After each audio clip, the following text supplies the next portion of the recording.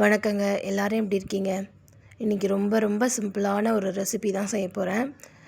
வீட்டில் காய்கறி எதுவும் இல்லை அப்படின்ற நேரத்தில் இதை செய்யலாம். அதுக்காக தான். ஃபஸ்ட்டு 1 டம்ளர் துவரம்பருப்பு எடுத்துக்கோங்க. அதை நல்லா கழுவிட்டு குக்கரில் சேர்த்துட்டு 2.5 டம்ளர் தண்ணி வச்சுக்கோங்க. அப்புறம் ஒரு 10 பல்லு பூண்டு, ஒரு 10 சின்ன வெங்காயம், ஒரு சின்ன சைஸ் தக்காளி, இல்லைனா பெரிய சைஸ் தக்காளியாக இருந்தால் அரை தக்காளி பழம் சேர்த்துக்கோங்க. 1 ஸ்பூன் மஞ்சத்தூள், 1/2 ஸ்பூன் பெருங்காயத்தூள் சேர்த்துக்கோங்க. 1/2 ஸ்பூன் சீரகமும் சேர்த்துக்கோங்க. இப்போ இதுக்கு தேவையான அளவு கல்லுப்பு போட்டுட்டு மிக்ஸ் பண்ணிவிடுங்க.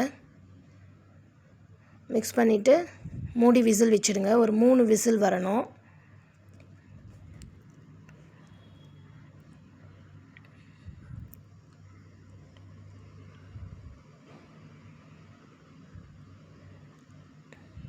சிம்பிளாக ஒரு ரசம் வச்சுட்டு இந்த பருப்பு வச்சே சாப்பிட்டுடலாம். உடம்பு சரியில்லைன்னா இந்த மாதிரி செஞ்சால் சாப்பிட்றதுக்கு நல்லாயிருக்கும். வெறும் ரசத்தை மட்டும் சாப்பிட முடியாதுல்ல, அதுக்காக.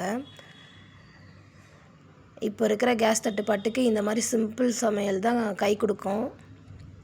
2 ஸ்பூன் ஆயில் ஊற்றுங்க. 1/2 ஸ்பூன் நெய் ஊற்றிருக்கேன்.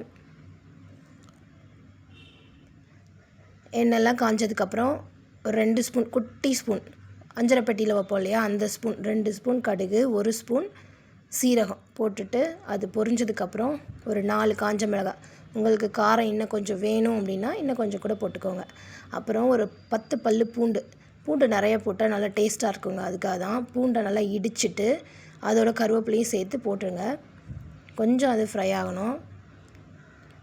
ஃப்ரை ஆனதுக்கப்புறம் இப்போ நம்ம வேக வச்சுருக்கோம் பார்த்திங்களா, அதை அப்படியே எடுத்து இதில் ஊற்றினாலும் சரி, இல்லை நீங்கள் பொரித்து தாளித்து வச்சுருக்கதா அதில் ஊற்றினாலும் சரி, ரெண்டுமே நல்லா தான் இருக்கும். அவ்வளோதான், நம்மளோட சூப்பரான பருப்பு கடையில் ரெடி ஆகிடுச்சு. இதில் ஒரு 1/2 ஸ்பூன் நெய் லாஸ்ட்டாக சேர்த்திங்கன்னா ரொம்ப வாசனையாக இருக்கும். கிட்ஸுக்கு ரொம்ப பிடிக்கும். லன்ச் பாக்ஸுக்கு கூட இதை வச்சு கொடுக்கலாம். இந்த கன்சிஸ்டன்சிலேயே இருக்குங்க. அப்போ தான் திக்காகாது, நல்லாயிருக்கும் சாப்பிட்றதுக்கு, சாதத்தில் ஊற்றி சாப்பிட. தேங்க்யூ.